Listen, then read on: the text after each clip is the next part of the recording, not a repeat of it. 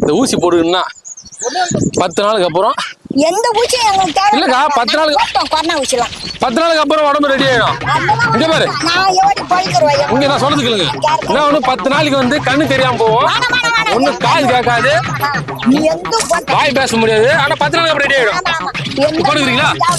ஏந்திருக்கா போட்டுலாங்க. ஒண்ணு ஏக்கா அதுக்காக தூக்கி அடிப்பியாது, அடிச்சிருவியா தூக்கி. அப்ப உன் பேரன் மேல தான் நானு. உன் பேரன் வந்து உங்களுக்கு ஆமா நல்லதுன்னா ஊசி போட்டு தான் வியாபாரத்தை விட்டுட்டு போய் கல்ல தேடி பாக்குற.